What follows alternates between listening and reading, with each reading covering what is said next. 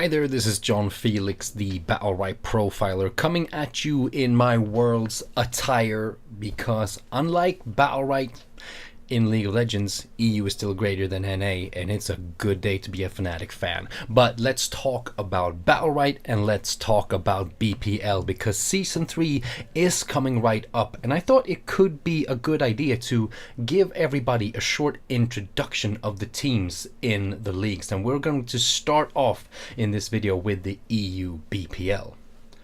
This might be more interesting for new viewers, but who knows, maybe old BPL nerds like me could find this interesting as well.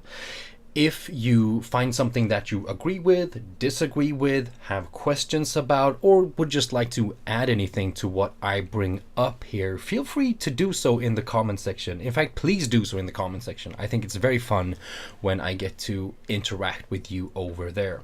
Alright, so let's talk about these teams. First off, let's talk about impact. If you're new to watching the BPL and just look at where the teams finished in Season 2, you might think that, yeah, Impact, they're a decent team. Got to semifinals. That's pretty good. Yeah, sure, but no, not really. Impact has since before Season 1 of the BPL been the most dominant team in EU. They won the title in EU in Season 1 and went all the way to the finals of the Season 1 LAN tournament at DreamHack against Space Station Gaming, where to many they were probably the favorites to win that finals. Anyway, this team has a combination of very skilled and very flexible players. While Vague normally plays melee and Disler normally plays the ranged, Impact can always switch it up. Rather than roles, it feels like these players have certain champions that they play. If they want a Jumong, then Disler is their ranged player. If they need a Thorn, then Disler is their melee, and Vague is the ranged player on something like Varesh. This team has the ability to play a great variety of comps and has been known for quite an aggressive playstyle, even when many EU teams played more defensive. With another LAN on the line, I would not be surprised to see Impact step their game up and become that dominant force that we've always known them to be. We've seen Team Hype perform very well in group stage 2 seasons in a row now. They actually won their group in both Season 1 and Season 2. Both of these seasons, however, ended in the semifinals for them. I don't feel like this team is as flexible as Impact, but then again, what team is? Team Hype, however, find more success when they find one way to play or one or two comps that they play with, and then due to their stellar communication and team play, they're able to execute that game plan near to perfection. And one thing that we can't forget is now that this season they will not play with Ivor anymore, but they will have Hot Biscuit on instead. And I've said before that I think it's possible that they come out even stronger from this move, which is interesting considering they're already among the top 4 in EU. Alright, Dolos then. Dolos is a team that I think a big part of the community slept on a bit in the beginning of Season 1. However, having made it to the Season 1 EU finals and represented EU at the Season 1 LAN, everyone recognizes the strength within this team.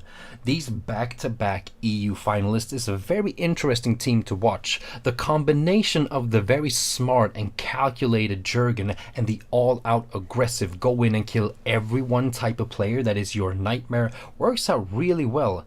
Add to that Clerney, probably the best Lucy in the world and overall an extremely competent and experienced support player, is a recipe for a very dangerous team.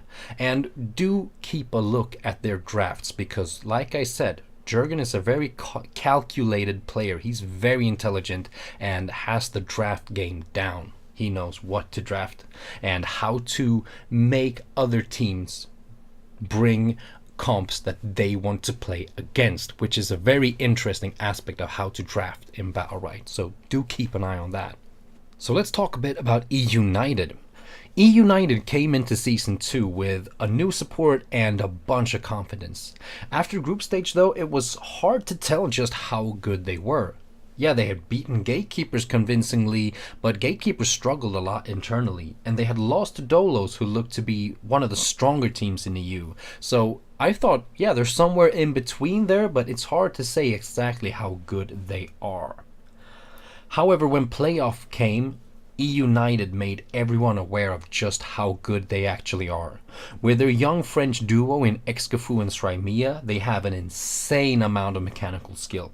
Srymia is the player to watch if you want to see the montage plays, and Excafu might not be as shiny, so to say, as Srymia when he plays, but this guy has a damage output that is out of this world. The consistent high damage numbers that he delivers is crazy. Just next time you watch United, make sure to watch the score afterwards, because you might very well be surprised of how much Excafu consistently delivers in each round.